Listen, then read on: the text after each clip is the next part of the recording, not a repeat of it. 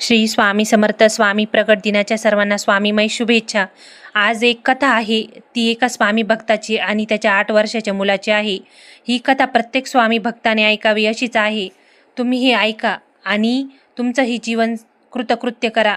स्वामींचा न्याय आणि कर्मसिद्धांतावर आधारित ही एक कथा आहे. ज्यावेळी स्वामी महाराज अक्कलकोटला मानवी देह धारण करून राहत होते, त्यावेळची ही गोष्ट आहे. स्वामींचा एक भक्त होता आणि त्याचा 8 वर्षाचा मुलगा. ते स्वामींच्या दर्शनासाठी चाललेले होते.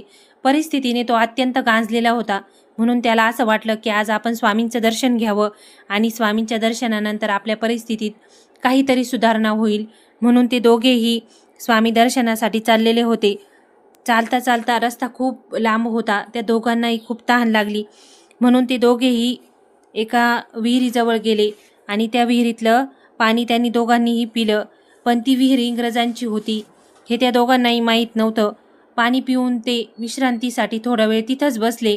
त्या मुलालाही खूप भूक लागलेली होती आणि ते वडीलही खूप थकलेले होते. ते दोघेही तिथे विश्रांतीसाठी बसले. त्यावेळेला काही इंग्रजांनी पाहिलं की त्यांच्या विहिरीजवळ कुणीतरी बसलेलं आहे, म्हणून ते तिथं आले आणि त्यांनी त्या स्वामी भक्ताला खूप मारहाण केली. त्यातल्या एका इंग्रजाने त्यांच्या पायावर लाथ मारली आणि खूप मारहाण केली त्या स्वामी भक्ताला, अगदी रक्तबंबाळ होईपर्यंत. हे त्या 8 वर्षाच्या मुलाने पाहिलं. हे सगळं त्या छोट्या मुलाने आपल्या डोळ्यांनी पाहिलं. त्याला खूप वाईट वाटलं. त्याच्या मनात एकच विचार येत होता, आपण स्वामींच्या दर्शनाला चाललो आहोत, तरीही माझ्या वडिलांना मारलं. स्वामी न्याय का करत नाही? ते दोघेही दर्शनासाठी पोचले. नंतर त्यांनी स्वामींचं दर्शन घेतलं. त्यावेळेला स्वामी एका लहान मुलाबरोबर लंगडी खेळत होते.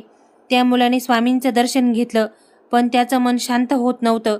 त्याच्या डोक्यात सतत तेच चालू होतं, माझ्या वडिलांना मारलं, स्वामींनी काहीच का केलं नाही. इतक्यात स्वामी त्या मुलाकडे पाहून म्हणू लागले, बघा आता माझा न्याय बघा, आता माझा न्याय बघा.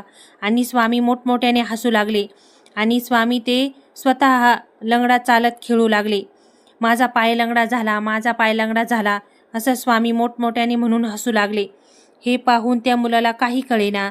दर्शन घेऊन ते दोघे परतीच्या वाटेला निघाले. रस्त्यात त्यांनी पाहिलं तर तिथे तोच इंग्रज आणि काही लोक उभे होते. त्या इंग्रजाला काही लोकांनी धरलेलं होतं. त्यांना कुतूहल वाटलं, म्हणून ते दोघेही तिथं गेले आणि त्यांनी तिथं विचारलं, काय झालं आहे ह्या इंग्रजाला? त्या इंग्रजाचा एक पाय अचानक लंगडा झाला होता आणि त्याला नीट चालताही येत नव्हतं. हे कोणत्या मुलाला सगळं समजलं. स्वामींनी न्याय केला, स्वामींनी न्याय केला, असा तो मनातल्या मनात म्हणून त्याच्या डोळ्यातून आनंदाश्रू वाहू लागले.